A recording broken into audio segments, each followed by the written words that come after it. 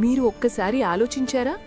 మన దేశంలో ఎన్నో రాజులు పుట్టారు, ఎన్నో యోధులు యుద్ధాలు గెలిచారు, ఎన్నో సామ్రాజ్యాలు వచ్చిపోయాయి. కాని వేల సంవత్సరాల తర్వాత కూడా ఒక మహానుభావుని పుట్టినరోజును మాత్రం ఇప్పటికీ కోట్లాది మంది భక్తితో జరుపుకుంటున్నారు. ఎందుకు? ఆయన కేవలం దేవుడు కాబట్టినా, లేదా ఆయన మనిషిగా ఎలా జీవించాలో చూపించినందుకా? ఆ మహానుభావుడు శ్రీరాముడు. ఒక్కసారి మీరు ఊహించండి, అయోధ్య అనే మహానగరం, సంపద, శౌర్యం, శాంతి అన్నీ ఉన్నాయి. ఆ రాజ్యం యొక్క పాలకుడు దశరథుడు.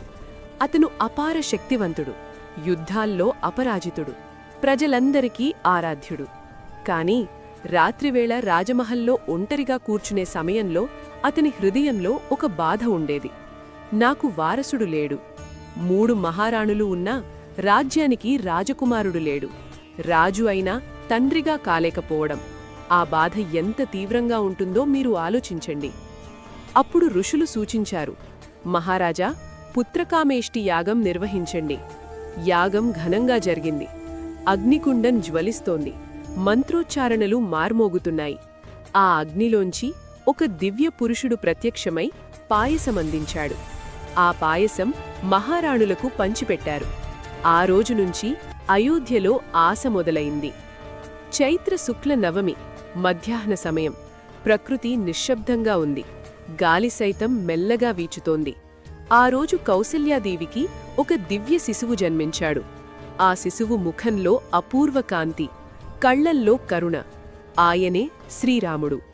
అదే రోజు మనం ఈరోజు శ్రీరామనవమిగా జరుపుకుంటున్నాం. ఇది కేవలం జన్మదినం కాదు, ధర్మం భూమిపై అవతరించిన రోజు. ఇప్పుడు కథ మిథిల వైపు వెళుతుంది. రాజు జనకుడు ఒక యజ్ఞం కోసం భూమిని దున్నుతుండగా భూమిలోంచి ఒక దివ్య శిశువు లభించింది. ఆమెనే సీతాదేవి.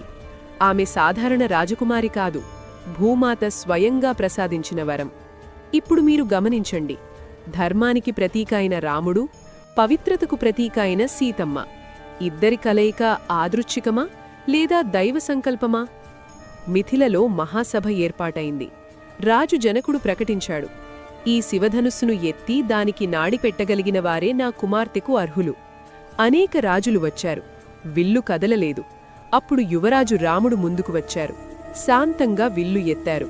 నాడి పెట్టబోయే క్షణంలో ధడాం! విల్లు విరిగిపోయింది. అది కేవలం శక్తి ప్రదర్శన కాదు, దైవ అనుగ్రహానికి సంకేతం. సీతమ్మ స్వయంగా వచ్చి మాల వేసింది. అక్కడే సీతారాముల కళ్యాణం జరిగింది. ఇప్పుడు మీరొక ప్రశ్న అడగవచ్చు, రాముడు పుట్టినరోజైతే ఆ రోజు పెళ్లి ఎందుకు జరుపుకుంటారు? అది ఒక చారిత్రక తేదీ కాదు, అది ఒక ఆధ్యాత్మిక సంకేతం. సీతారాముల కళ్యాణమంటే ధర్మం అండ్ పవిత్రత కలయిక, ప్రేమ అండ్ బాధ్యత కలయిక, దాంపత్యంలో నిబద్ధతకు ప్రతీక.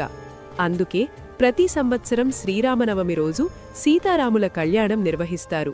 ప్రత్యేకంగా భద్రాచలం రామాలయంలో జరిగే కళ్యాణం అత్యంత వైభవంగా జరుగుతుంది. లక్షలాది భక్తులు దర్శించడానికి వస్తారు.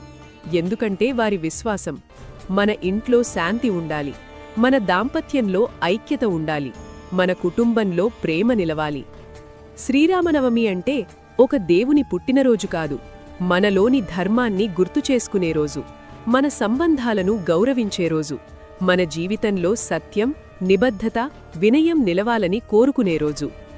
రాముడు దేవాలయంలో ఉండటానికి మాత్రమే కాదు, మన హృదయంలో ఉండటానికి.